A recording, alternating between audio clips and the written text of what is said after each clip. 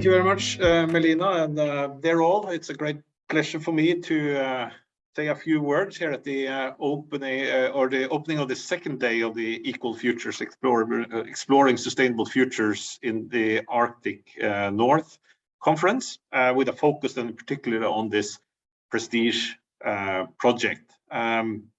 This is a project that's been very close to my heart during my time as a Deputy Vice-chancellor at UIT. And the background for this project, the way I recall it, was, well, as Hege mentioned, UIT, we have, after a lot of work by several university leaderships over a period of 20 years, finally managed to reach gender balance at basically all levels of the academic career level, and in particular then at the level of professors. But while I was then involved in this process in my period as Deputy Vice-chancellor from 2013, I was also in the board of the Division of Science at the Norwegian Research Council, where also gender balance is a key target. And what we observed there was that the success rate of projects submitted by female researchers and by male researchers, they matched basically what was the ratio between male and female applicants to the Research Council. A slight preference for female applicants, but then we're talking less than 1% point, so very, very small difference. So basically, there is no significant quality difference in the evaluation, and as far as we can assess, the assessment also doesn't have a gender bias. Apparently, of course, it's really hard to know what is whether it is a gender bias, and the quality would be even higher amongst female applicants. But at least it looked very good.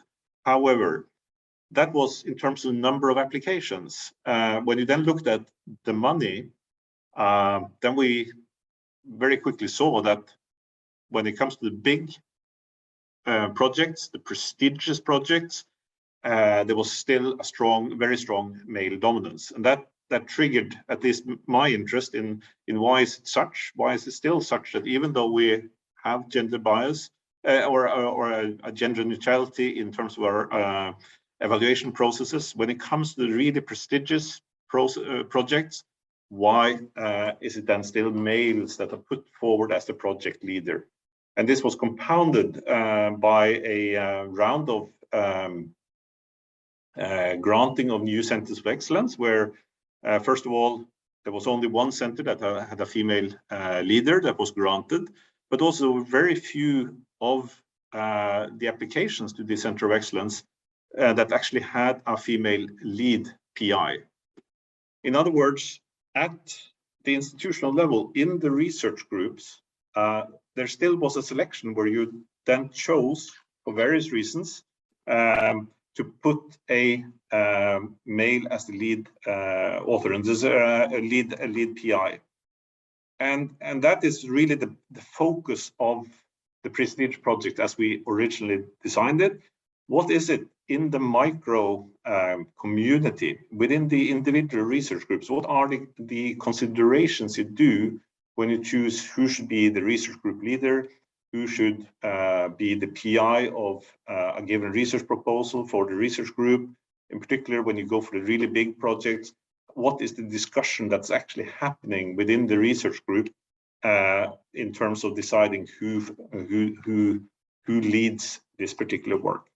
And I would say that this project has done a tremendous job, as far as I can assess. This is not my field of expertise, in exploring these, both in terms of quantitative research, just looking at the numbers, and we will be presented today this balancinator that gives us a way of following this and monitoring this, but also going into, as Hege mentioned, these qualitative aspects, inquiring what are the discussions, what are the processes that happens, and in what way do potentially, again, biases or societal norms that we still perhaps aren't very conscious about still affect these processes that lead to still, when it comes to the big project, perhaps a slight gender unbalance.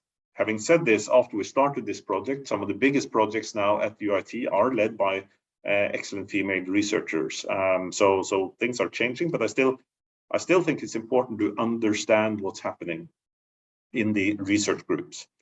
As Hege, I would like to congratulate the team with a fantastic work, in particular then Melina, that's been leading the project now for the last part, but also to Sigfrid Kjellås, who was the PI in the early parts of the project. Hege has done a tremendous job as well, Hege Andreasen. So many thanks. I'm sure that throughout the day, you will be presented with very interesting and thought-provoking results. And I'm also very happy to see that project is continuing, in a sense, raising new issues, creating new knowledge. And as Hege pointed out, this is a field which we need to have constant focus on, because the field is evolving, our understanding of the subject is evolving.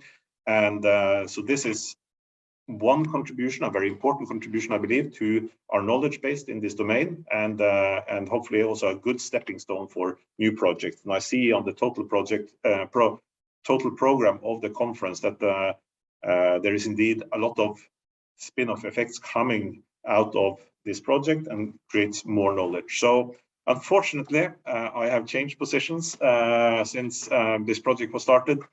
And I have a board meeting in my new organization. I will not, unfortunately, be able to join you today, but I will. I have read the reports that have been produced. I will continue to read the reports. So I wish you a very successful day and all the best of luck in the future. Thank you very much.